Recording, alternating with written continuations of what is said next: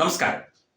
സ്വർണ്ണക്കൊള്ളയിൽ ED. വരണ്ട, CBI വേണ്ട, മറ്റ് ഏജൻസികളൊന്നും വേണ്ട എന്ന് സംസ്ഥാന സർക്കാരാണ് കോടതിയിൽ അഫിഡവിറ്റ് കൊടുത്തത്.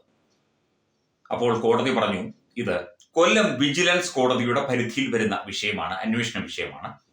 കോടതിയിൽ കാര്യങ്ങൾ ബോധിപ്പിച്ചാൽ മതി എന്നാണ് ബഹുമാനപ്പെട്ട ഹൈക്കോടതി പറഞ്ഞത്.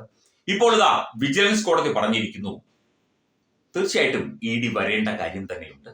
മാത്രമല്ല, ഈ അന്വേഷണവുമായി ബന്ധപ്പെട്ട് ഇ.ഡി. കൊടുത്ത ഹർജിയും സത്യവാങ്മൂലവും വിജിലൻസ് കോടതി അംഗീകരിച്ചിരിക്കുന്നു എന്ന വാർത്തയാണ് പുറത്തു വരുന്നത്. അതായത് വിഷയത്തിൽ ഇ.ഡി. വരും. കഴിഞ്ഞ ദിവസം വാസുവിനെ 14 ദിവസത്തേക്ക് കൂടി റിമാൻഡ് ചെയ്തിട്ടുണ്ട്. ഹൈക്കോടതിയുടെ മേൽനോട്ടത്തിലുള്ള അന്വേഷണമാണ്. SIT പൂട്ടാൻ നാലുപാടുന്നും പലതും നോക്കുന്നുണ്ട്, പക്ഷേ ഒന്നും നടക്കുന്നില്ല. എന്തൊക്കെ വന്നാലും ഇത് ഒരു നടക്കി പോകുന്ന ലക്ഷണമില്ല. എല്ലാവരെയും കൊണ്ടേ പോകും. പത്മകുമാർ ആയാലും വാസു ആയാലും ഇനി കടകംപള്ളി ആയാലും ഏത് വേന്ദ്രനായാലും അവരെയും കൊണ്ടേ പോകൂ എന്നുള്ള നിലപാടിലാണ് ഇപ്പോൾ ബഹുമാനപ്പെട്ട ഹൈക്കോടതി. എന്തായാലും വിജിലൻസ് കോടതിയിലേക്ക് കാര്യങ്ങൾ വിട്ടത് വെറുതെ ഒന്നുമല്ല. കോടതിക്ക് നിയമം അറിയാം.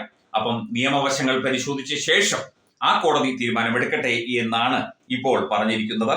ഡിസംബർ 10 അതായത് നാളെ കോടതി അപേക്ഷ പരിഗണിക്കും. ഇ.ഡിയുടെ അപേക്ഷ നേരത്തെ സംസ്ഥാന സർക്കാർ അതിശക്തമായി എതിർക്കുകയും ചെയ്തിരുന്നു. ശബരിമല സ്വർണ്ണക്കൊള്ള കേസിൽ ഇ.ഡി. വേണ്ട എന്ന നിലപാടാണ് സർക്കാർ നേരത്തെ തന്നെ സ്വീകരിക്കുന്നത്. കാരണം ഈ വലിയ വലിയ കൈകളിലേക്ക് കാര്യങ്ങൾ എത്തിച്ചേരും എന്നുള്ള കാര്യം. ഇപ്പം ഇ.ഡി. അന്വേഷണത്തെ സർക്കാർ പൂർണ്ണമായിട്ട് എതിർത്തു. ഈ എതിർപ്പ് രേഖാമൂലം അറിയിക്കാൻ സമയമുണ്ട്. അതുകൊണ്ടാണ് തുടർ നടപടികൾക്കായി 10 മാറ്റിവെച്ചത്. FIR മറ്റ് രേഖകളും ആവശ്യപ്പെട്ട് ഇ.ഡി. ഹൈക്കോടതിയാണ് ആദ്യം സമീപിച്ചത്. തുടർന്ന് കൊല്ലം വിജിലൻസ് കോടതിയെ സമീപിക്കാൻ ഹൈക്കോടതി നിർദ്ദേശം നൽകുകയായിരുന്നു. സർക്കാരിന്റെ എതിർപ്പ് രേഖാമൂലം നാളെ അറിയിക്കും എന്നാണ് അറിയാൻ സാധിക്കുന്നത്. തിരുവാഭരണം മുൻ കമ്മീഷണർ KS ബൈജുവിന്റെ ജുഡീഷ്യൽ കസ്റ്റഡി കാലാവധി 14 ദിവസത്തേക്ക് കൂടി നീട്ടിയിട്ടുമുണ്ട്.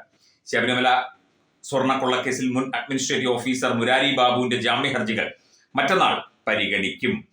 എന്തൊക്കെയായാലും ഇവർക്കാർക്കും ജാമ്യം കിട്ടും എന്ന് തോന്നുന്നില്ല. മാത്രമല്ല, ഇത് കൂടുതൽ സങ്കീർണതകളിലേക്ക് പോവുകയാണ് ഈ ശബരിമല സ്വർണ്ണക്കൊള്ളയുമായി ബന്ധപ്പെട്ട്. കാരണം തീർച്ചയായിട്ടും ഇത് ഇ.ഡി. എൻഫോഴ്സ്മെന്റ് ഡയറക്ടറേറ്റ് അന്വേഷിക്കേണ്ട ഒരു കേസ് തന്നെയാണ്. ഇപ്പം രമേശ് ചെന്നിത്തല പറഞ്ഞതുപോലെ ആണെങ്കിൽ കൂടി 500 കോടി രൂപയുടെയൊക്കെ തന്നെ വിദേശ ഇടപാട് കൂടി ഇതിനകത്ത് നടന്നിട്ടുണ്ട് എന്നുള്ള ആരോപണം നിലനിൽക്കെ ഇത് അതീവ ഗുരുതരമായ വിഷയം തന്നെയാണ്. കോടതികൾ തീർച്ചയായിട്ടും നേരിട്ട് ഇടപെടുന്നത് കൊണ്ടാണ് പലപ്പോഴും ഈ വിഷയങ്ങളിൽ ഇവർക്ക് രക്ഷപ്പെടാൻ സാധിക്കാത്തത്, അല്ലെങ്കിൽ ഊരിയെടുക്കാൻ സാധിക്കാത്തത്. ഇല്ലെങ്കിൽ വാസുവിനെയും പത്മകുമാറിനെയും ഒക്കെ എന്നേ ഊരിയെടുത്തേനെ. എന്നിട്ട് മുഖ്യമന്ത്രിയും MV ഗോവിന്ദൻ മാഷും ഒന്നും വാസുവിനെയും പത്മകുമാറിനെയും തള്ളി പറഞ്ഞിട്ടില്ല എന്ന കാര്യം കൂടി നമ്മൾ ഒന്ന് കാണേണ്ടതുണ്ട്.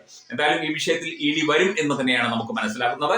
ഇ.ഡി. വന്ന ശേഷം, അല്ലെങ്കിൽ ഇ.ഡി. അന്വേഷണം തുടങ്ങിയ ശേഷം ബാക്കി കാര്യങ്ങളെക്കുറിച്ചുള്ള വ്യക്തമായ ധാരണയും കാര്യങ്ങളും ഉണ്ടാകും എന്ന് തന്നെ പ്രതീക്ഷിക്കും.